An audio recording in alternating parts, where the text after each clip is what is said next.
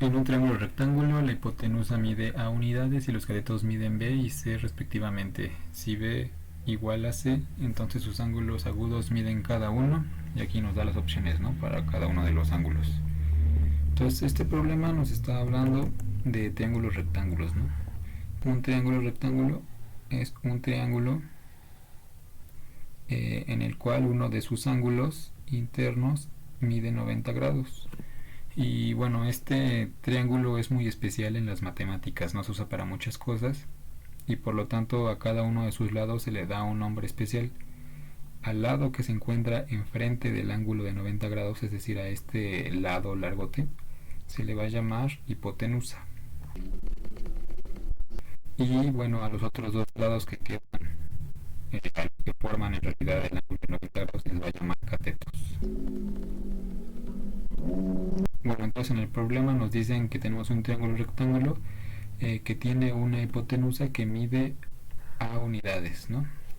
Entonces sabemos que nuestra hipotenusa, es decir, este lado va a medir A unidades, ¿no? Todo esto mide A. Luego el problema nos dice que los catetos miden B y C respectivamente, ¿no? Entonces aquí podemos elegir que este cateto va a medir B y este otro cateto va a medir C de longitud. Y bueno, luego también nos dice que B es igual a C, es decir, la longitud B es igual a C, por lo tanto este cateto mide lo mismo que este otro cateto.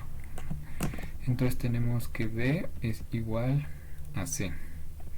Y entonces nos pide encontrar el valor de los ángulos agudos, ¿no? Entonces los ángulos agudos en este caso pues son los dos ángulos que nos quedan aquí, que acuérdense que los ángulos agudos son aquellos que miden menos de 90 grados. Entonces vamos a llamar a este ángulo A y a este ángulo B y a este que ya conocemos como C. Entonces básicamente el problema, aquí voy a escribirlo, el problema lo que nos está pidiendo es el valor del ángulo A y el valor del ángulo B. Lo que tenemos aquí es relativamente sencillo, ya que el triángulo que obtenemos con estas condiciones que nos da aquí, o sea que el hecho de que sea un triángulo rectángulo y que dos de sus catetos midan lo mismo, nos da como resultado un triángulo especial que ya conocemos. Entonces aquí vamos a llamar este lado mide B, este mide B y este mide A, ¿no? Aquí le puse B porque acuérdense que B es igual a C, ¿no? Entonces tenemos un triángulo en el cual dos de sus lados, este y este, miden lo mismo. Ese tipo de triángulo se llama triángulo isósceles. Los triángulos isósceles tienen una característica especial, que además de que dos de sus lados son iguales, también resulta que dos de sus ángulos valen lo mismo. En este caso este y este ángulo deben valer lo mismo. Entonces ya sabemos que mi ángulo A y mi ángulo B van a ser iguales. El ángulo A va a ser igual al ángulo B, ¿no? Esto es por el hecho de que es un triángulo isósceles, ¿no?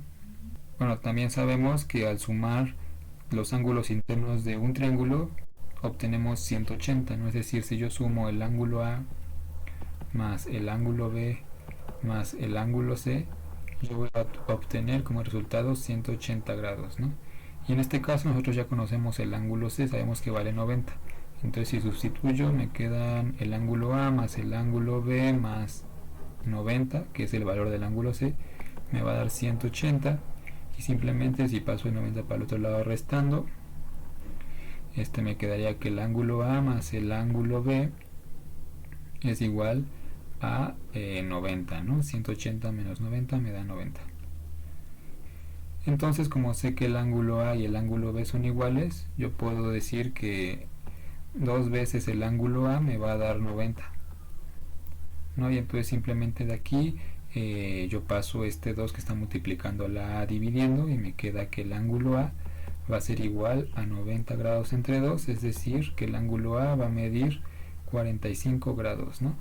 Y como el ángulo A es igual al ángulo B, entonces también sé que el ángulo B va a medir 45 grados.